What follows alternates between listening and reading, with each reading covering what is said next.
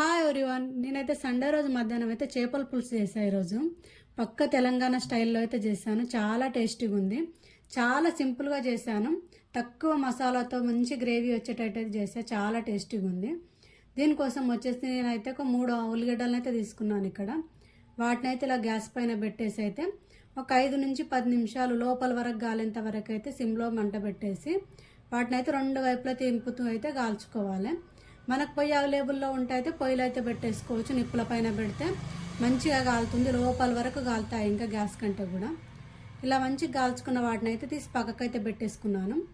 దానిపైనే ఇంకో కొబ్బరి చిప్ప అయితే పెట్టేసుకున్నాను, కొంచెము ఎండు కొబ్బరి.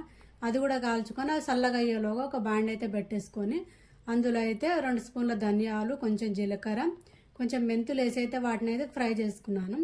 ఫ్రై చేసి వాటిని అయితే పక్కకు పెట్టేసుకొని ఆనియన్స్ అయితే మంచిగా పొట్టు మొత్తం తీసేసి పైన ఆనియన్ కొబ్బరి అయితే ఇక్కడ మిక్సీ పట్టేసుకున్నాను.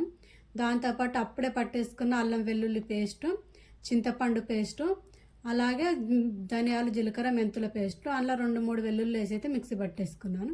ఇవి 4 ఉంటాయి అయితే 10 నుంచి 15 నిమిషాల్లో మంచి చేపల కూర అయితే తయారు చేసుకోవచ్చు. నేనైతే చేపల పులుసు చేయడం కోసం అయితే ఒక మట్టి పాత్ర అయితే తీసుకున్నాను. మట్టి పాత్ర తీసుకొని అందులో అయితే ఆయిల్ వేసి కొంచెం మెంతులు, అలాగే 1 స్పూన్ జీలకర్ర అయితే వేసి వాటిని కొంచెం వేగిన తర్వాత ఇక్కడ మిక్సీ పట్టేసుకున్న కొబ్బరి, ఆనియన్ పేస్ట్ అయితే వేసాను.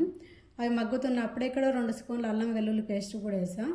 అవి 2 అయితే మంచిగా మగ్గించుకున్నాను. ఒక 5 నిమిషాలు అల్లం వెల్లుల్లి పేస్ట్ అలాగే ఆనియన్ పేస్ట్ 2 అయితే పచ్చి వాసన పోయేంత వరకు మంచిగా మగ్గించుకున్న తర్వాత అందులో వచ్చేసి కొంచెం పసుపు, రుచికి తగినంత ఉప్పు, కారము, కుండ అడుగు మాడకుండా కొంచెం వాటర్ వేసి అయితే వాటిని కూడా మంచిగా మగ్గించాను. ఒక 5 నిమిషాలు మగ్గిన తర్వాత ఇక్కడ అయితే రసం తీసి పెట్టుకున్న చింతపండు పులుసు అయితే వేసాను. నేను కొంచెం తక్కువ క్వాంటిటీలో వేస్తాను చింతపండు పులుసు. చింతపండు పులుసు వేసిన తర్వాత ఒకసారి అయితే మంచిగా అయితే కలిపేసుకోవాలి. ఒక్కసారి మంచిగా కలిపేసి మూత పెట్టేసి చింతపండు పులుసులో నుంచి ఆయిల్ పైకి తేలేంత వరకు అయితే అలాగే ఉడికించుకోవాలి. ఇలా ఆయిల్ పైకి తేలిన తర్వాత అయితే చింతపండు పులుసు కూడా మంచిగా మగ్గి ఉంటుంది. ఇప్పుడైతే ఒక్కసారి కలిపేసుకొని ఉప్పు, కారం, పసుపు, అల్లం వెల్లుల్లి వేసి మ్యాగ్నేట్ చేసిన చేప ముక్కలను అయితే ఇందులో అయితే పెట్టేస్తున్నాను. ఇలాగా ఈ మసాలా అంతా పట్టేంత వరకు అయితే ఒక్కసారి ఒక 2 నిమిషాలు అయితే అలాగే వదిలేసాం. ఒక 2 నిమిషాల తర్వాత అయితే వాటిని గంటతోటి అయితే రెండో వైపుకి అయితే ఇలాగ టర్న్ చేసుకోవాలి. ముక్క మిరిగిపోదు.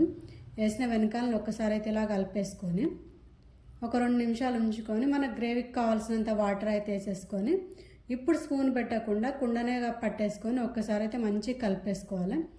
ఇలా కలుపుకున్న తర్వాత ఇక్కడైతే మెంతులు, జీలకర్ర, ధనియాలు, 4 వెల్లుల్లి వేసి మిక్సీ పట్టుకున్న పేస్ట్ అయితే వేసాం.